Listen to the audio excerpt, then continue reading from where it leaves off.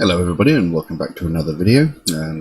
Sorry I haven't released anything over the last couple of days, but I had some family matters I had to attend to and they take priority, I'm afraid. So anyway, we're back and we're going to be revisiting a band called Dalriada, a Hungarian folk metal band that I covered once before with a track called The Bards of Wales, I believe it was called. Now, I'm going to look at a track today called, I'm going to pronounce this horribly, Hajdútánc. Now, quick bit of information about the song itself is, well, the tanz part of it is Hungarian word for dance, I believe, and the Hajdú, I'm probably pronouncing that horribly, is an ethnic group that lived on the Great Hungarian Plains, and they were stock riders. Their duty was to take care of the cattle, to take the cattle to like cities to sell them. But because the road was so long, they had to arm themselves and became quite good fighters and mercenaries of sorts. They became adept fighters to protect the cattle, but some of them later sort of splintered off and became mercenaries, should I say? And that they were quite strong people, given the fact that they've had to protect like the cattle against like rustlers and people who would try and steal them, as it were. These people often danced with swords. And they were incredibly proud, tough men. So this song, Hajdútánc, is literally about them dancing. It is them celebrating their, what they do, and enjoying life as, with what they do. So yes, I've waffled on for 2.5 minutes. We'll check out this track and see what we've got. I do have an English translation. I'm not sure how good the translation is though, but we shall see.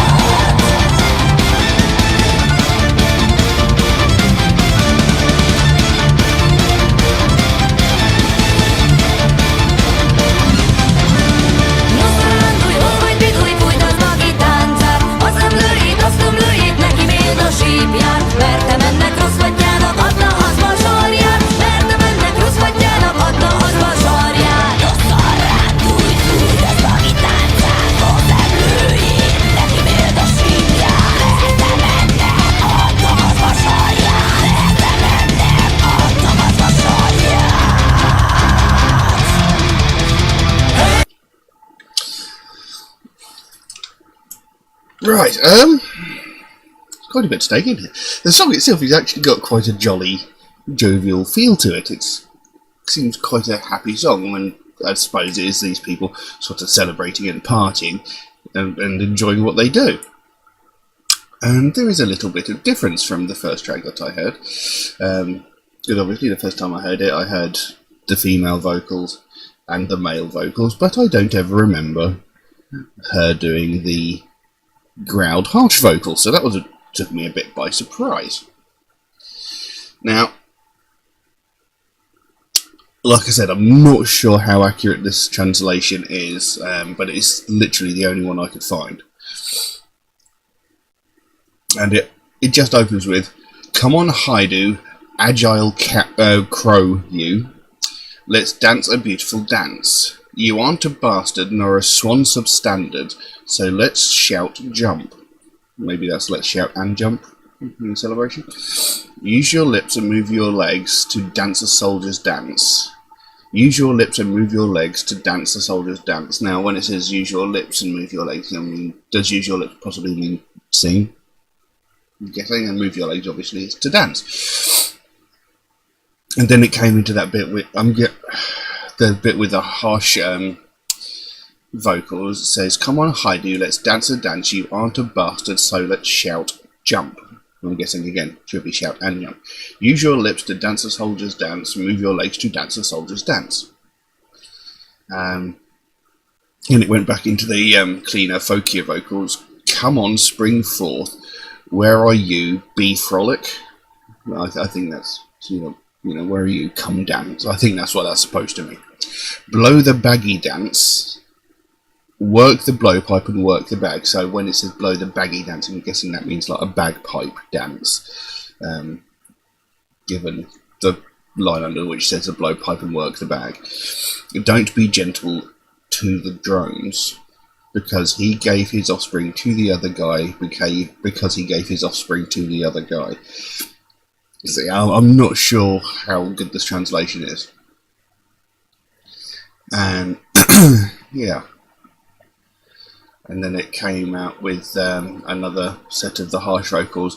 "Come on, spring forth, blow the baggy dance, work the bag, don't be gentle to the drones, because he gave his offspring to the other guy, because he gave his offspring to the other guy." So, it is literally just a song about a party, essentially. These people celebrating and dancing, enjoying life as what they do. Let's carry on. We'll see where this goes.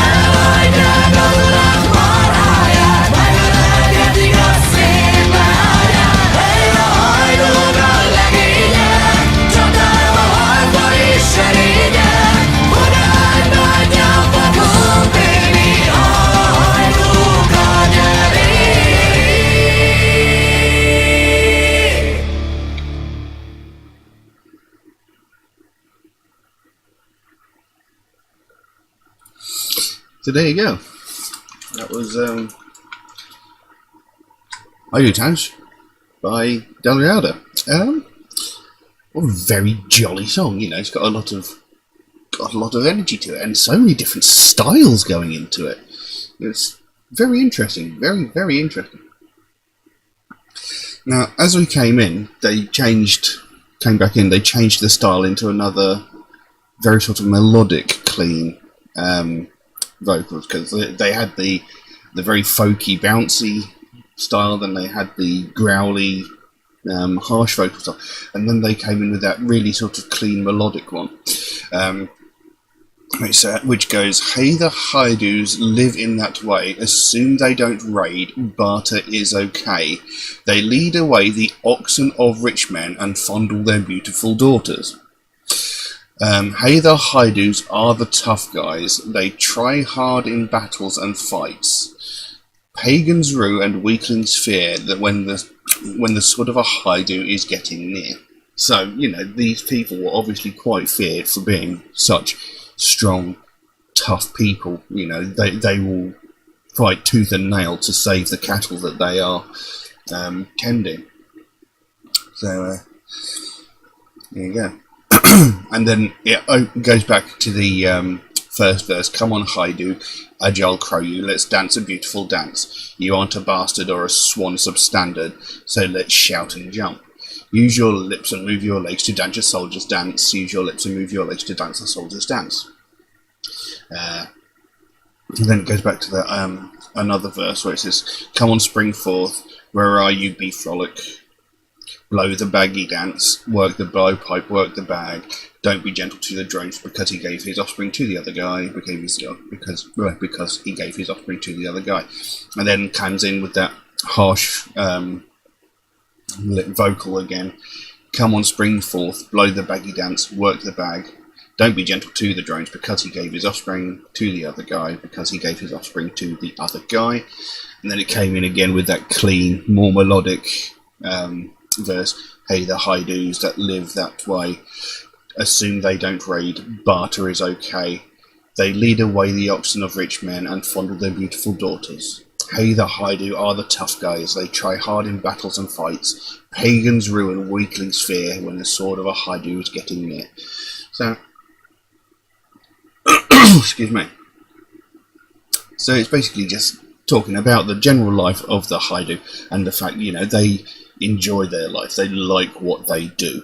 So they're sitting there partying, telling stories, probably drinking and eating, you know, kind of like you'd expect Vikings and stuff to do, you know, that sort of classic imagery of Vikings always like having big feasts and partying and getting drunk. That's what this seems to be painting as well, but it's also talking about, you know, the fact that they take pride in what they do and they really care for the cattle that is in their care until such times as they take it to slaughter or to be sold. That cattle is like very important to them. So it's quite a fun little song, you know. Very, like I said, very happy. It's got a really good bounce to it, and you know, it's got an interesting meaning behind it because it's telling an actual story in a fashion. So yes, I quite enjoyed that. Quite a fun little piece of music. But I can't really think what else to say about it. I mean, the vocal styles changed quite a bit from when I did the other track, but still, it was very enjoyable. But I'll leave that as it is. If anybody would like to suggest a track for me to react to, then please do so by all means. You can drop a comment in the comment section below, or message me on my Facebook or my Instagram, or even on my Patreon, should you feel the need to. The links for those are in the description down below. But do know, if you do suggest a track, it might take a while for me to get around to it, since, you know, I get suggested so many tracks every single day. My list grows faster than I can record videos. But I do write down every suggestion I get, so it will get done eventually. It'll just take me a while to get around to it. Also, Metalhead Reacts is a proud supporter of the Sophie Lancaster Foundation. They are a British-based charity whose main focus is to put an end to hate crimes. Mostly those are aimed towards people of the alternative subculture, people who listen to alternative music and alternative fashion, but essentially they want to put an end to all hate crimes, because you know, there's enough hatred and, you know, pain and suffering in the world as it is. Do we really need any more? You know, every day we hear about hate crimes. You know, every day we hear about racism, we hear about religious hatred, we hear about sexism, homophobia, transphobia, prejudice against disabled people. You know, we hear this every single day. And the ones that we don't hear enough about are the people that are getting violently attacked for the styles of music that they like, for example. You know, people who listen to heavy metal are getting viciously attacked just because of their taste in music. You know, there's no other reason, there's no other excuse behind it. It's simply these people going out and attacking people of alternative culture just because they don't like the style of music that they listen to or the style of clothes that they're wearing. Just purely for that reason. You know, and it's beyond ridiculous. You know, essentially what music someone listens to and what clothes they wear has no bearing on their life at all. You know, it doesn't affect them in any way. They're just doing it for the sheer sake of it. I mean, these people aren't going out and beating people up for liking Babylon 5 instead of Star Trek.